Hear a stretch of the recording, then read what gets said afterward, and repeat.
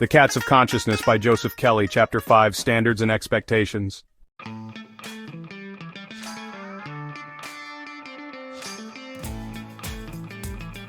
A cat's standards are absolute. Everything must be exactly as they prefer when they prefer it, or the world shall know their displeasure. Unknown.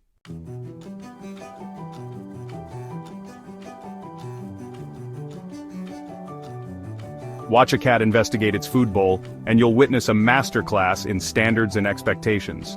If the food isn't quite fresh enough, the bowl not quite full enough, or the timing not quite right, they'll communicate their dissatisfaction with impressive clarity. While we might smile at their apparent pickiness, cats demonstrate an important truth. Having clear standards shapes the quality of our experience.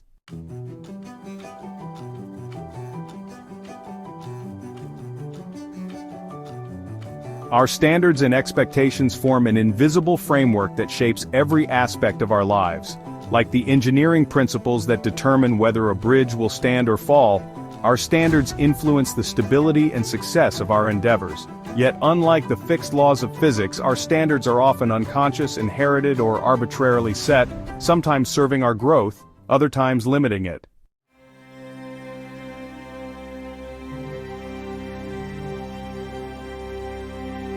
Consider James, a talented musician whose perfectionistic standards nearly ended his career. "I set the bar so high that every performance became an exercise in self-criticism," he shared. "It wasn't until I learned to distinguish between excellence and perfection that I rediscovered the joy in my music."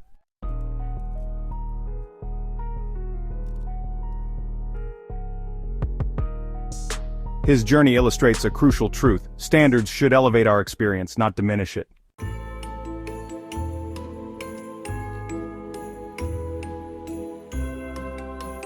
Our standards exist in constant dialogue with reality, creating a dynamic tension that can either energize or paralyze us. Like a cat that must balance its desire for the perfect sunbathing spot with the actual movement of the sun, we too must learn to navigate between our ideals and the constraints of reality.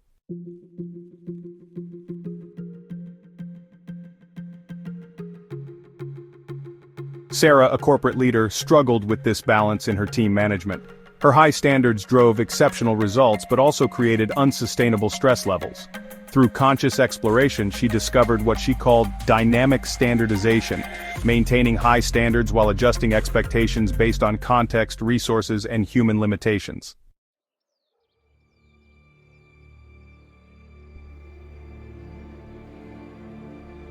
Like layers in an archaeological dig, our standards often have deep historical roots.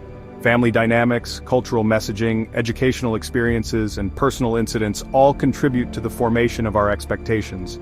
Understanding these origins helps us evaluate whether our standards truly serve our current growth and happiness.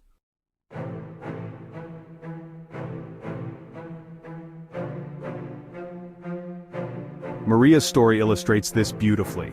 Raised in a household where academic achievement was the primary measure of worth, she internalized impossibly high standards for intellectual performance. "I thought getting an A- meant I was failing," she recalled. "It wasn't until I began exploring the source of these standards that I realized I was living by someone else's rules."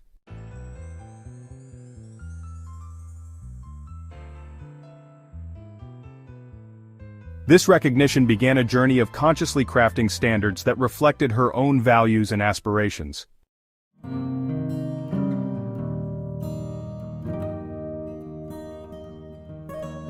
High standards can be both empowering and constraining, much like a cat's instinctive drive for cleanliness that serves its health, while sometimes leading to excessive grooming. The key lies not in lowering our standards indiscriminately, but in developing what I call conscious calibration, the ability to set standards that challenge without crushing, that inspire without overwhelming.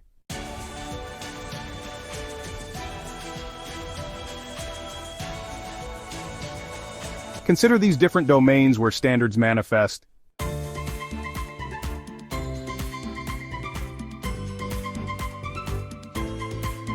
Personal development. Thomas, a mindfulness practitioner, discovered his spiritual practice had become riddled with rigid expectations. "I thought I had to meditate for an hour every day or I was failing," he shared. Learning to set more flexible standards actually deepened my practice because it removed the constant self-judgment.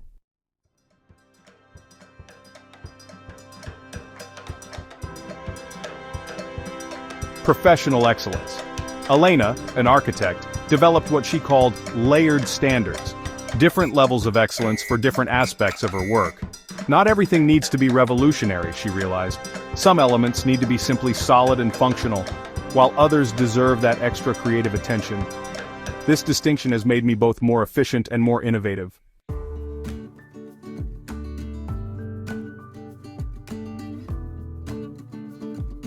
Relationships. Michael's journey with relationship standards transformed his marriage. "I had this perfect image of how a husband should be," he explained. "When I couldn't meet that impossible standard, I'd withdraw in shame. Learning to set more realistic expectations allowed me to be more present and actually improve our connection."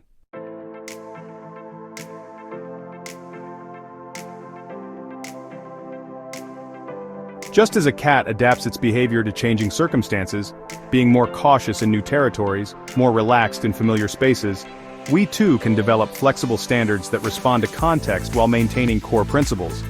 This isn't about compromising excellence, but about recognizing that different situations call for different measures of success.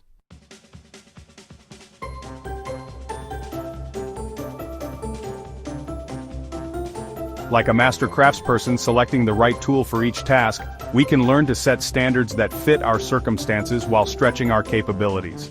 This process requires both wisdom and discernment, combining aspiration with realism in a way that promotes growth without inducing paralysis.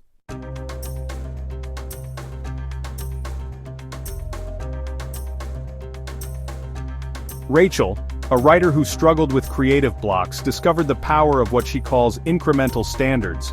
"Instead of expecting every sentence to be brilliant, I set standards for my process rather than my output," she explained.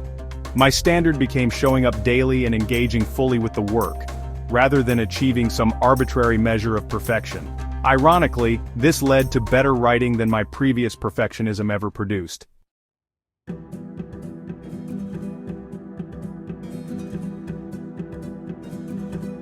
Our expectations act as predictive models that shape our experience of reality.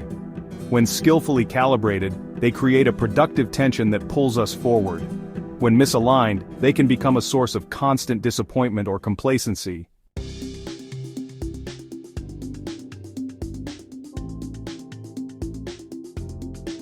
The art lies in finding what I call the growth zone, where expectations challenge us without overwhelming us.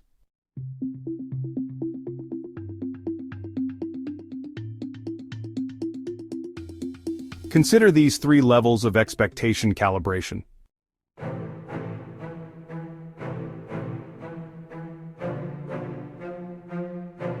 Baseline expectations. These represent our minimum standards, what we consider acceptable or necessary. Like a cat's basic requirements for food and shelter, these standards ensure our fundamental needs are met. However, many people either set these too low, accepting less than serves their well-being, or too high, creating constant stress.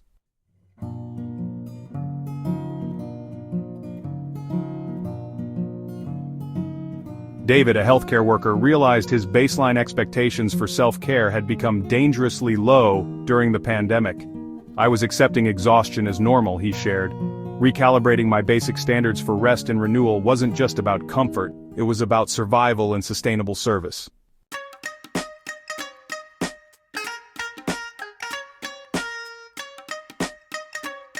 Growth expectations. These standards push us beyond our comfort zone while remaining achievable with effort. They create what psychologists call productive stress, enough challenge to promote development without triggering overwhelm.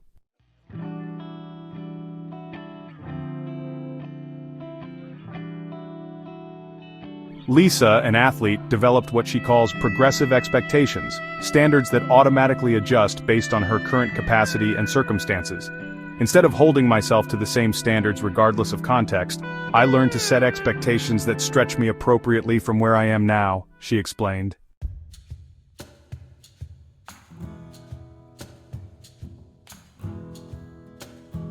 Aspirational standards. These represent our highest vision of possibility. While they might not be immediately achievable, they provide inspiration and direction for our growth.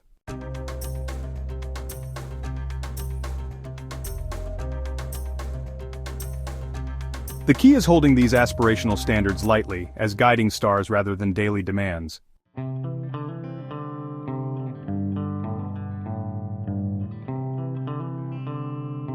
Implementing healthy standards requires more than intellectual understanding. It demands consistent practice and regular refinement. Like a cat that learns through experience exactly how high it can jump, we too must learn through practical engagement where to set our bars in different areas of life.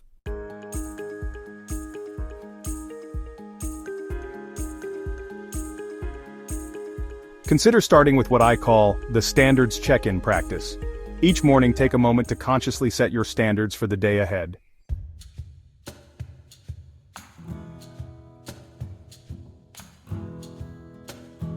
Amanda, a business consultant, found this practice transformative. I used to wake up with the same crushing expectations every day, she shared. Now I ask myself 3 questions.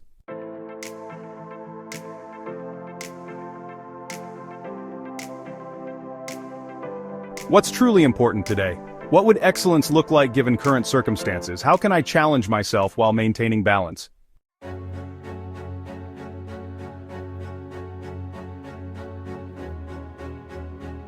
This simple practice helps align our standards with reality while maintaining our commitment to growth.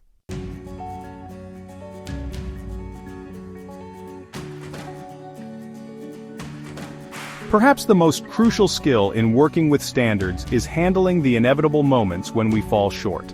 Like a cat that misses a jump but lands gracefully, we can learn to handle disappointment with dignity and use it as information for future attempts.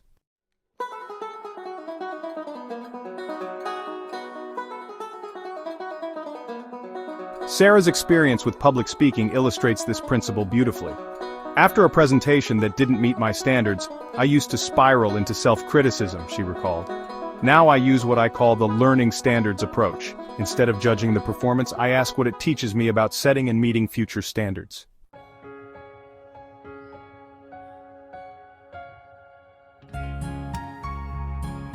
Different areas of life may require different types of standards.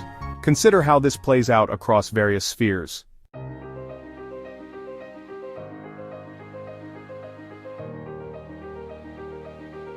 Professional standards.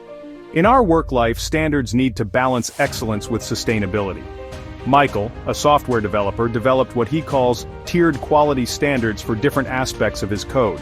Some components need to be absolutely bulletproof, he explained, while others just need to be solid and functional. Learning this distinction dramatically improved both my productivity and the overall quality of my work.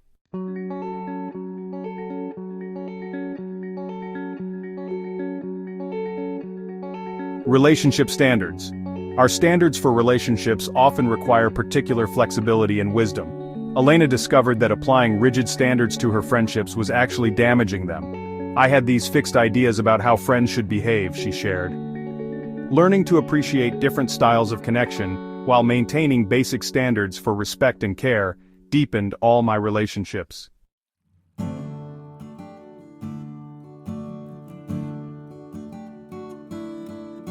Personal growth standards. In our personal development, standards need to encourage progress while acknowledging the non-linear nature of growth. James developed what he calls spiral standards, expectations that recognize growth as a cyclical, rather than linear process. Instead of expecting constant forward progress, I now understand that revisiting old challenges with new awareness is part of the journey.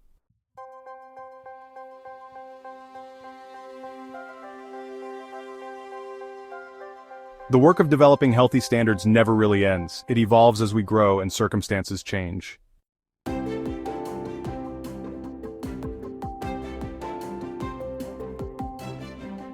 Consider establishing these regular practices. Weekly review.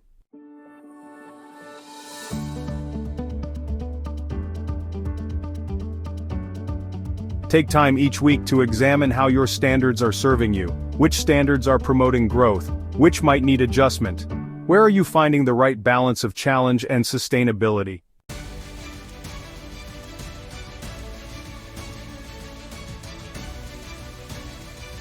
Monthly calibration. Use monthly reflection to ensure your standards align with your larger life direction.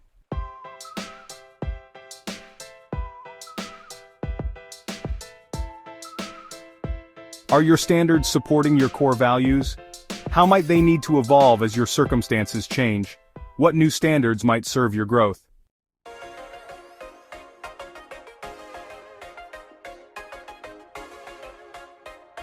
Looking ahead.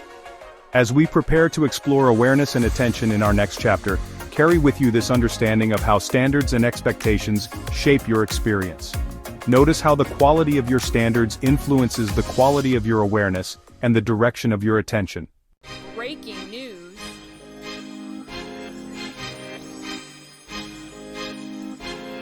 Remember, like our feline friends who maintain their dignity whether succeeding or failing at their attempts, we too can hold high standards while maintaining grace with ourselves and others. The key lies not in perfection, but in conscious cultivation of standards that serve our growth and honor our humanity. Your standards are not prison bars, but rather the scaffolding upon which you build your life's masterpiece. As you continue this exploration, trust that each refinement of your standards creates new possibilities for excellence, joy, and fulfilled potential.